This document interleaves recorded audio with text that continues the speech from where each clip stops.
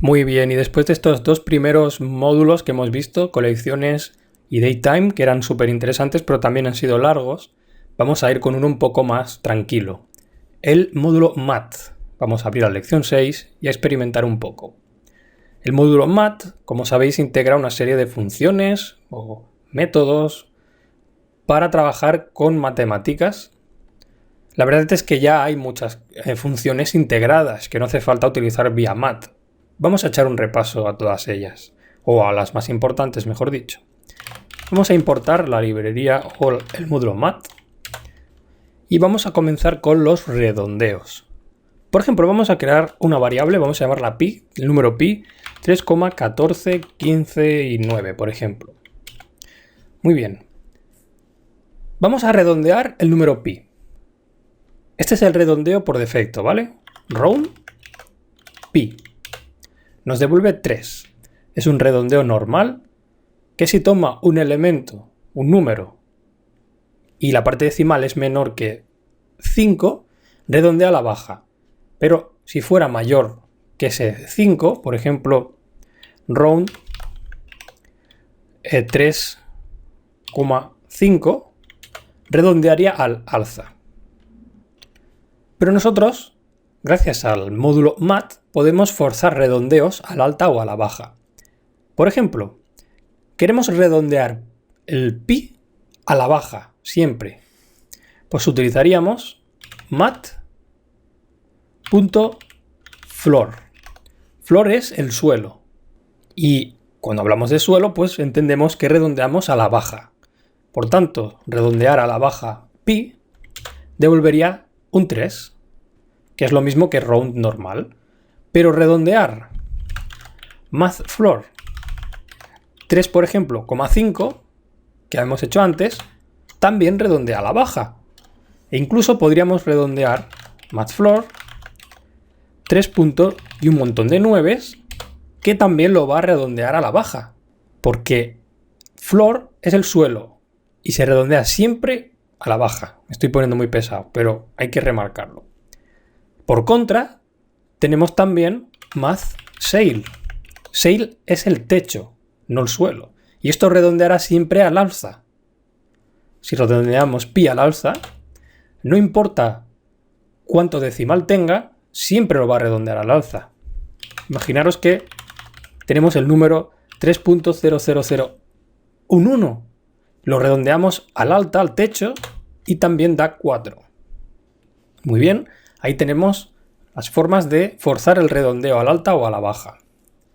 También tenemos el valor absoluto. El valor absoluto es una propiedad que podemos encontrar quitándole el signo o restándole el signo a un número, por ejemplo, entero, negativo, y dejarlo en positivo. Utilizaríamos abs y un número, por ejemplo, menos 10. El valor absoluto de menos 10 es 10. ¿Qué es el valor absoluto? El valor absoluto es la distancia. Es decir, imaginaros una recta, de aquellas con un cero en medio, y tenemos valores hacia la izquierda y a la derecha. Los de la izquierda son en negativo y los de la derecha en positivo. ¿Cuál es la distancia que hay, por ejemplo, desde el punto 10 en positivo hasta el 0? Pues 10 unidades, ¿no? Y desde el menos 10 al 0, pues también son 10 unidades. Eso es la distancia y eso es el valor absoluto. Por tanto, no importa el signo, abs 10 o menos 10 siempre devolverá esa distancia, esa cantidad de 10. Otro método interesante o función es el sumatorio. Tenemos un sumatorio integrado dentro de Python que ya hemos visto antes, suponiendo que tenemos una lista de números, por ejemplo un 1, un 2 y un 3, podemos hacer un sum de todos ellos y nos devuelve pues el resultado de todos los elementos de la lista sumados. Pero hay un sumatorio mejorado dentro de la librería Math, dentro del módulo Math, que es fsum. Math.fsum. Es este de aquí. Evidentemente, si hacemos esto va a dar lo mismo. Pero fijaros que nos pone un flotante. O sea, ya no devuelve el número tal cual, sino que devuelve siempre un flotante, aunque sea un entero, en realidad. Un ejemplo de cómo funciona mejor esta librería, y a veces es más estable, por decirlo de alguna forma, es que si tuviéramos una lista con unos elementos y uno de ellos fuera, por ejemplo, un número con muchos decimales, por ejemplo este, el 0.999999, y luego tuviéramos el 1, el 2 y el 3, por ejemplo, y hiciéramos un zoom, pues fijaros que pasa algo muy raro. Nos devuelve 6.9999 y después un montón de ceros y un 1. Bueno, esto indica que no está funcionando muy bien. Entonces, si lo hacemos igual, pero con el fzoom, lo que tendremos pues es un resultado más ajustado, más realista. Digamos que es más estable, por decirlo de alguna forma. En realidad es lo mismo, pero para que veáis el ejemplo, pues lo muestro. Otra cosa interesante que nos provee mat es el truncamiento.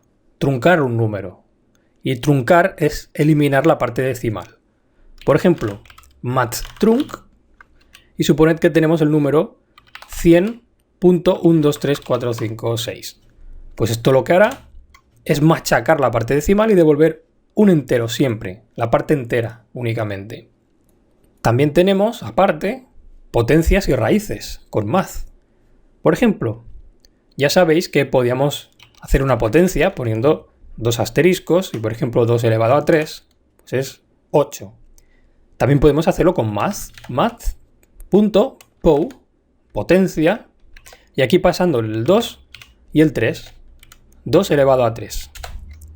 Como veis, pues igual que antes nos lo devuelve con un flotante, como para ser más ajustado, ¿no? Y también tenemos la raíz cuadrada.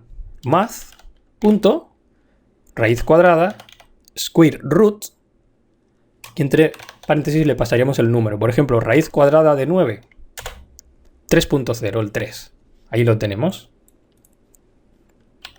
Y por último, un par de constantes, valores que nunca cambian, que integra la librería math, es mathpi, para saber el número pi, o mathe, para saber el valor de la constante e en las matemáticas, que es este de aquí.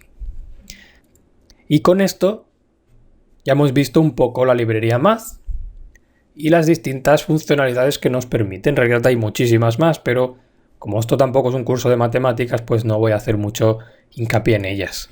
Y vamos a dejarlo aquí.